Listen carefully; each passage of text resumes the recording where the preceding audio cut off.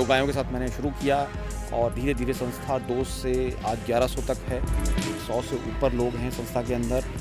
5 locations हो गई हैं इसकी। 4 ब्रीड्स पे हम काम करते हैं, गिर, साहिवाल, थारपारकर और हिमालयन बद्री। इस घास को आप तोड़ सकते हैं और इसको हम ऐसे पूरा जड़ के समेत हम इसको गायों को खिलाते हैं। दूध हम लोग जो है बेसिकली 150 रुपये लीटर जो है 180 रुपये लीटर देते हैं और आपका जो घी है हमारा 4000 रुपये लीटर, 5000 रुपये लीटर घी हमारा जो है बिकता है। इसमें GST लगी होती है। अगर फार्मिंग हमें करनी है ऑर्गेनिक फार्मिंग तो आप बिना गायों के गोबर गौमूत्र से वो नहीं कर सकते। ये संस्था लगभग 10 CR के आसपास इसका रेवेन्यू है और ये एक प्रॉफिटेबल ऑर्गेनाइजेशन है। मतलब जो भी हम कभी भी रेड में नहीं रहते हैं। आज हम आपको लेके पहुंचे हैं उत्तर प्रदेश के गाजियाबाद ज़िले के सिकंदरपुर गांव में और यहाँ पर एक ऐसी गौशाला में घुमाने जा रहे हैं जो एक इंजीनियर की गौशाला है, जिन्होंने अपनी विदेश की अच्छी नौकरी को भी छोड़ दिया और एक गांव में आकर गौशाला चलाने लगे। खास बात यह कि इस गौशाला में जितने भी गोवंश आप ये देख रहे हैं हमारे पीछे, इनमें अधिकतर गोवंश ऐसे हैं जो दूध नहीं देते हैं। इसके बावजूद इस भव्य गौशाला का ये जो पूरा मॉडल है ये एक प्रॉफिटेबल बिजनेस भी है। तो चलिए आपको मिलवाते हैं हम। असीम जी, बहुत बहुत स्वागत आज आपका हमारे साथ गांव जंक्शन चैनल पर। जी आपका भी बहुत स्वागत है टीम का, आप यहाँ पर समय निकाल कर आए। असीम जी, ये बताइए कि पहले अपने बारे में हम चाहेंगे हमारे दर्शकों को आज आप बताएं कि इंजीनियर एक बीटेक किया आपने। हाँ, तो मैं एक मिडिल क्लास फैमिली से आता हूँ और हमारा सपना होता है जॉब करना, नौकरी करना। तो उसी जो है संदर्भ में मैं एक सॉफ्टवेयर इंजीनियर बन गया। मेरे फादर सिविल इंजीनियर थे, उससे पहले खेती किसानी होती थी। तो इसी बीच एक प्रोग्राम देख रहा था मैं गायों के ऊपर, जिसमें ये डिबेट में ये था कि वे देसी गायों से आप कुछ कर नहीं सकते हैं क्योंकि दूध भी कम दे रही हैं और इन्हें आप काट भी नहीं सकते हैं, तो मीट का भी काम नहीं हो रहा है। तो भैया कोई भी इसकी डेयरी नहीं चला सकता है, तो ये सिर्फ दान पूजा के लिए हैं। तो मुझे थोड़ा सा अजीब सा अटपटा सा लगा ये टॉपिक और मुझे लगा कि यार इसमें कुछ हमें करना चाहिए। वाकई जो है क्या ये ऐसी चीज़ है जो जिस पे हम कुछ कर सकते हैं, अपना जीवन लगा सकते हैं? क्या हम इसमें एक सक्सेसफुल करियर बना सकते हैं इसके ऊपर?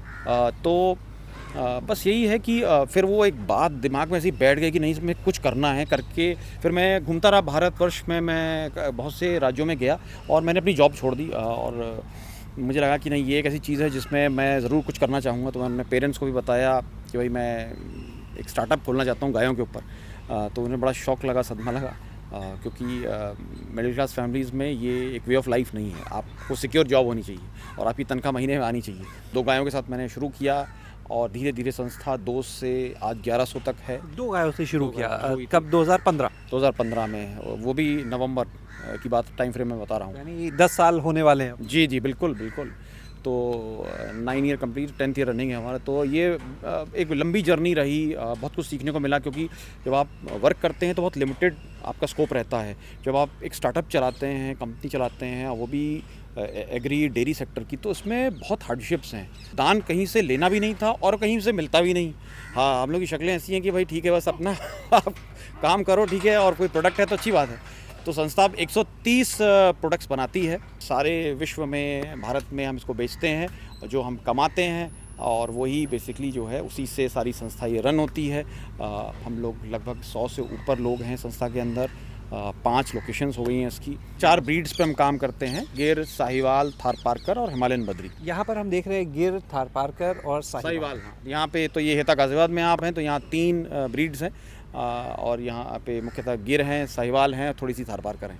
और जो बद्री की बात करते हैं, ये हेता उत्तराखंड में अपने जो उनका फार्म्स है हमारे, तो वहाँ पर बद्री गायों के ऊपर हम जो है संवर्धन का काम करते हैं। 3 यूनिट्स हैं हमारे वहाँ पर। कितने गोवंश होंगे दूध देने वाले यहाँ? यह लगभग 200 के आसपास। 1100 में 200 और बाकी सब ऐसे हैं जो दूध नहीं देते, ड्राई हैं बेसिकली। उनके या 1 थन है किसी का, तो या 2 थन है, वो अपने बच्चों को पिलाएंगे बस, तो इस तरीके से है। तो फिर ये प्रॉफिटेबल कैसे बनाया आपने इस पूरे बिजनेस को? हाँ, तो ये चैलेंज है ना। देखिए हमारे 3 जो वर्टिकल्स हैं, पहला क्या है, milk and milk products from indigenous cows. तो उसमें जो भी चीज़ डेयरी में आती है, घी हो गया, मक्खन हो गया, छाछ हो गई, खोया है, पनीर है, और भी जो चीज़ें हैं, लड्डू हैं, आप बना सकते हैं, बनाइए, वो हम बनाते हैं और अच्छा बनाते हैं बिना मिलावट के और सेल करते हैं। फिर दूसरी चीज़ है पंचगव्य औषधियाँ हम बनाते हैं। पंचगव्य मतलब गाय की जो 5 चीज़ें हैं, दूध है, घी है, छाछ है, गौमूत्र है, गोबर है, और औषधियाँ और इस्तेमाल करके। तो ये आपके पास लाइसेंस होने चाहिए दवाइयाँ बनाने के। तो पंचगव्य आयुर्वेद का एक भाग है, तो हम पंचगव्य मेडिसिन्स बनाते हैं। उसमें शैम्पू भी हैं, सोप भी हैं, स्किन की क्रीम्स भी हैं, लिप बाम भी हैं, काजल भी हैं। तो ये सब गायों से ही डिराइव होता है। गाय 5 से गोबर, गोमूत्र, इन सब चीज़ों से आप शैम्पू और ये चीज़ें बना रहे बिल्कुल हैं? बिल्कुल शैम्पू बनते हैं और अच्छे शैम्पू बनते हैं। मैं इस्तेमाल खुद करता हूँ जो है, और मुझे लगता है कि और बाकी जितने भी केमिकल बेस्ड शैम्पूज़ बाज़ार में मिलते हैं उनसे ये लाखों गुना बेहतर है। आपके यहाँ जो घी है या दूध है गाय का, वो क्या रेट लगभग रहता है? तो दूध हम लोग जो है बेसिकली 150 रुपये लीटर जो है 180 रुपये लीटर देते हैं, और आपका जो घी है हमारा 4000 रुपये लीटर, 5000 रुपये लीटर घी हमारा जो है बिकता है। इसमें जीएसटी लगी होती है, तो काफ़ी महंगा है? तो ये महंगा नहीं है। लोग लेते हैं आराम से? देखिए, आराम से कहना तो सही शब्द है, आराम तो, क्योंकि अलग अलग कस्टमर होता है। कोई मारुति भी लेता है, कोई मर्सिडीज़ भी लेता है, कोई अपनी अपनी चॉइस होती है। इसकी जो प्रोडक्शन कॉस्ट है वो हाई होती है। आपको 3-4 लीटर गाय से एवरेज मिल रहा है, फिर आप 30 लीटर के आसपास दूध से दही जमा रहे हैं, दही को आप बिलो रहे हैं, बिलो के आपको मक्खन निकला, मक्खन को पिघला के घी बना रहे हैं। तो ये मेहनत, ये एफर्ट तो है, ये दूध आपका लगा, और फिर उसमें आप जो है 12% जीएसटी जोड़ दीजिए जो सरकार को जाती है, जिससे हमारा कोई मैटर नहीं है। और ये करने के बाद आप पैकिंग करेंगे, डिलीवरी वाले को पैसा देंगे, फिर वो वहाँ पहुँचेगा। तो 30 लीटर दूध अगर मैं 100 रुपये पर लीटर भी मान लूँ तो 3000 का तो ये हो गया। 12% जीएसटी लगा दीजिए, 360 रुपये ये हो गए। उसके बाद आपका पैकिंग हुई, डिलीवरी हुई, ठीक है, और आपके साथ जो स्टाफ काम कर रहा है वो हुआ, तो आपको तो 200-300 रुपये बचे। पर गौशाला के अंदर और थोड़ा चलते जी, हैं, बिल्कुल। घूम के आते हैं, फिर बातचीत का सिलसिला आगे बढ़ाते हैं इसके बाद। ये बताइए असीम जी, ये हम देख रहे हैं कुछ गाय जो हैं इनको आपने अलग रखा है, और जी। ये देख रहे हैं हम कुछ थोड़ी सी बूढ़ी लग रही हैं। जी, तो ये बूढ़ी गायों का ही बाड़ा है, जैसे आपने सही कहा। और हिता का ये ध्येय भी है कि जो भी गौवंश हमारे पास है, बचपन से जो आया है, यहाँ पे जिसने प्रवेश पाया है, तो वो हमेशा रहेगा, अंत तक रहेगा। एक पुष्पक नंदी, लगभग 15 साल की उम्र इसकी है, और अभी जो नंदी काम कर रहे हैं उससे पहले यही जो है इस हर्ड में था, और काफ़ी सारी बच्चियाँ बछड़े इसके खुद के हैं। काफ़ी डोसाइल है, आप देख रहे होंगे इसके पास जितने बच्चे हैं, इंटरेस्टिंगली ये सारे बच्चे बछड़े हैं, और ये किसी को भी नहीं मारता है। मेरे राइट साइड में एक गाय खड़ी हुई है, बड़ी सुंदर गिर की नस्ल की एक गाय है, और बहुत सेफली मैं कह सकता हूँ कि ये हिता में सबसे सुंदर गिर गायों में से एक है। इसकी थोड़ी सी उम्र हो गई है, लेकिन कितने शानदार इसके सींग हैं, अगर आप देख सकते हैं। हमारे पीछे जो आप देख रहे हैं, ये एक हाइड्रोपोनिक्स का पूरा मॉडल बना हुआ है। यहाँ पर आखिर क्या ज़रूरत है गौशाला के लिए इसकी, ये भी हम समझेंगे असीम जी से। तो असीम जी, एक बार चलते हैं आपके इस हाइड्रोपोनिक्स यूनिट को देखते हैं और जानते हैं इसके बारे में। आइए प्लीज़। तो ये अंकुरित चारा है, और ये जो बीज है, ये बीज हम नंदीशाला, हेता नंदीशाला बुलंदशहर में उगाते हैं। ये सर्टिफाइड ऑर्गेनिक वीट है, और इसको हम यहाँ हाइड्रोपोनिक दोबारा कब ग्रो कर रहे हैं। क्यों कर रहे हैं? क्योंकि ये बहुत न्यूट्रिशियस है। ये देखिए, ये चटाई की तरह है, अगर आप इसको देखेंगे, ये देखिए कितनी खूबसूरत ये चटाई है जो है।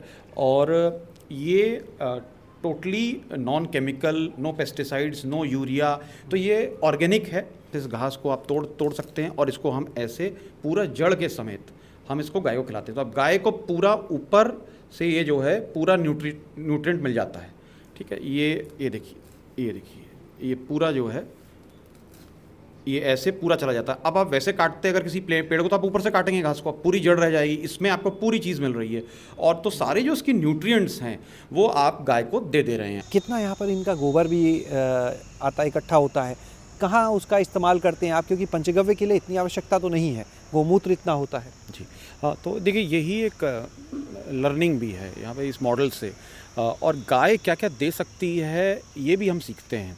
गायों से जो हम कुछ कर रहे हैं वो बहुत छोटा पार्ट हम डिस्कवर कर पाएँ। हम हेता 130 से भी ज़्यादा प्रोडक्ट्स बनाती है देसी गायों से, जो भी हमें मिलता है पंचगव्य से। और अभी तो बहुत कुछ हम बनाते ही नहीं है, जो हम देखते रहते हैं, जैसे कोई पेंट बना रहा है, या तो अभी तो हम उसमें हमने देखा ही नहीं। तो और भी बहुत से लोग बहुत सारी ऐसी चीज़ें बना रहे हैं, तो ये एक अथाह सागर है। और गाय जो है, इसीलिए जो कहा जाता था गाय के गोबर में भी लक्ष्मी होती थी, भाई किसी रीज़न से कहा जाता है। वो चीज़ हम आज प्रत्यक्ष देख रहे हैं हिता में, कि गाय के गोबर, गौमूत्र, दूध, दही, और आपका जो है ये जितने भी पंचगव्य की चीज़ें हैं, इनसे हम खुद इतने सारे प्रोडक्ट्स बना पा रहे हैं, जबकि हम अल्प यानी हैं। और जो लोग इस पर रिसर्च कर रहे हैं, वो और नई नई चीज़ें रोज़ इसमें ईजाद हो रही हैं। तो बहुत पोटेंशियल है देसी गायों में। अगर फार्मिंग हमें करनी है, ऑर्गेनिक फार्मिंग, तो आप बिना गायों के गोबर गौमूत्र से वो नहीं कर सकते। कैसे? आप यूरिया को कैसे रिप्लेस करेंगे, आप डीएपी को कैसे रिप्लेस करेंगे?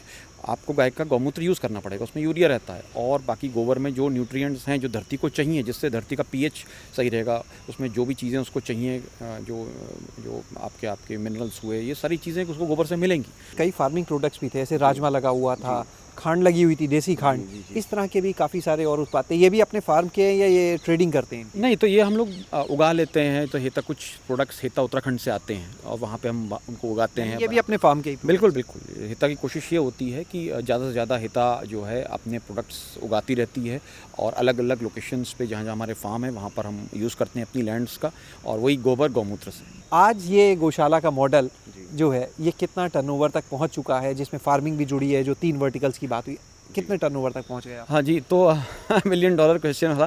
तो ये संस्था लगभग 10 CR के आसपास इसका रेवेन्यू है, ठीक है, प्रॉफिट नहीं। और ये एक प्रॉफिटेबल ऑर्गेनाइजेशन है, मतलब जो भी हम कभी भी रेड में नहीं रहते हैं। अगर कोई यहाँ पे आके इस मॉडल को देखना चाहे, आपसे चीज़ों को समझना चाहे, तो कोई नंबर आप अपना बताना चाहेंगे कि लोग आपसे संपर्क कर सके? जी बिल्कुल। तो हेता की एक वेबसाइट है www.hetha.in। तो इस पर आप क्लिक करेंगे तो सारे नंबर्स मिल जाएंगे और नंबर्स नोट कर सकते हैं 9663372046।